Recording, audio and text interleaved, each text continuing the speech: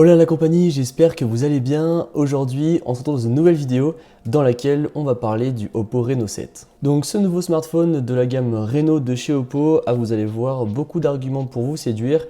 Il a surtout un prix très attractif. Avant de rentrer dans le vif du sujet, je tenais à m'excuser si des fois ma voix déraille un petit peu. Nantes a gagné la Coupe de France, donc il fallait que j'y donne de la voix.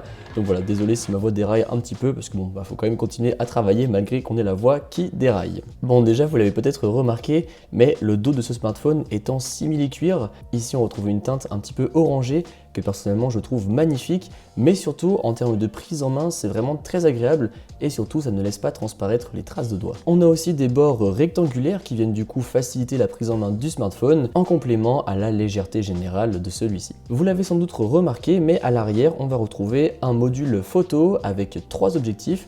Donc on va retrouver un objectif principal de 64 millions de pixels, un objectif microscope de 2 millions de pixels et un capteur de profondeur de 2 millions de pixels qui va servir notamment à vous aider pour tout ce qui va être photo-portrait pour bien gérer le flou d'arrière-plan. Concernant les photos, j'ai pu me balader dans Paris lors de la prise en main de ce smartphone et voilà quelques échantillons que j'ai pu prendre avec et franchement il se débrouille super bien je trouve.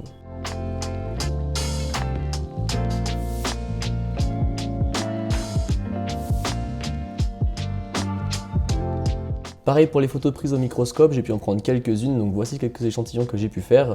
Encore une fois, le résultat est bluffant. En fait, on va retrouver un petit peu la même chose que ce qu'on avait sur le Find X3 Pro. Pour clore cette partie photo, vous l'avez vu sur certains plans, l'anneau autour du capteur microscope s'illumine pour éclairer les sujets de très près. Mais en fait, cet anneau LED va également servir par exemple à vous alerter si jamais vous recevez des notifications. Et je trouve ça très intelligent puisque du coup, on pourra avoir le smartphone posé face contre table. Et si jamais on voit que le petit anneau clignote, on pourrait se dire tiens, on a un message ou une notification, donc on va regarder. Et en fait, ça vient tout simplement remplacer la LED de notification qu'on avait avant sur les Galaxy S3 par exemple. Parlons désormais de l'écran et là aussi vous allez retrouver les dernières technologies du moment. Donc vous avez un écran de 6,4 pouces AMOLED avec un taux de rafraîchissement à 90 Hz.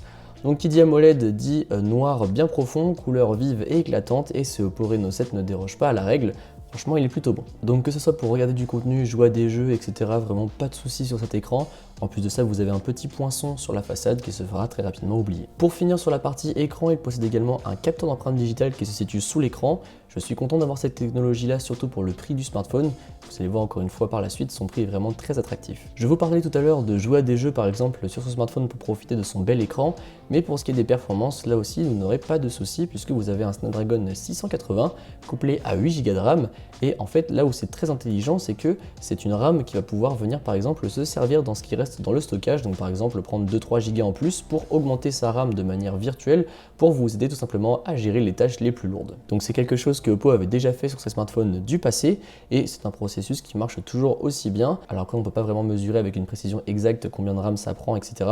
Mais en tout cas le smartphone reste fluide même quand on lui demande des lourdes tâches. Donc ça doit bien fonctionner. Pour ce qui est du stockage, vous avez 128 Go de stockage et en plus de ça, le tout est extensible via une carte micro SD, assez rare pour le souligner, tout comme d'ailleurs le port mini jack qui se trouve sur la tranche inférieure du smartphone. La batterie, eh bien c'est une batterie de 4500 mAh et je trouve qu'elle est très endurante. Franchement, là le smartphone du coup je l'ai depuis qu'on a été à l'événement, donc c'était il y a cela une semaine et demie maintenant. Et sa batterie tient superbement bien, notamment en veille, il perd très peu de pourcents, franchement c'est assez impressionnant. Et en plus de ça, comme d'habitude chez Oppo, il va se recharger très vite puisque vous allez gagner 100% de la batterie en 1 heure. Et donc là, la question que vous vous posez sûrement, c'est son prix. Eh bien, il est disponible au prix de 329 €. Donc là, vous allez vous demander pourquoi est-ce qu'il est si peu cher. Eh bien en fait, Oppo a fait l'impasse sur la 5G. Alors, on peut en parler, on peut en discuter, puisque personnellement, moi je trouve que c'est pas forcément quelque chose de très dérangeant. Je préfère largement ne pas avoir la 5G et me dire qu'à côté, j'ai un bon écran, je peux vous faire de superbes photos, j'ai un capteur d'empreinte digitale sous l'écran, j'ai un smartphone très bien fini, un capteur microscope, même si je sais pas trop si on s'en servira beaucoup sur le long terme, mais voilà, c'est là. Les photos sont très belles quand même avec le zoom, comme par exemple celle de la Tour Eiffel, la photo est très clean. Donc personnellement, je préfère largement ne pas avoir de 5G et que sur tout le reste, le smartphone se débrouille très bien plutôt que d'avoir la 5G et de faire des concessions ailleurs. En tout cas, vous n'hésitez pas à me dire ce que vous en pensez dans les commentaires et puis si jamais ce smartphone vous intéresse, eh bien vous trouverez également un lien dans la description. En tout cas, merci à Oppo pour le petit événement ainsi que pour le prêt du smartphone. Sur ce, j'espère que la vidéo vous a plu. Si c'est le cas, comme d'habitude, n'hésitez pas à mettre un pouce bleu, à me suivre sur les réseaux sociaux qui se trouveront dans la description et à vous abonner. Allez, salut!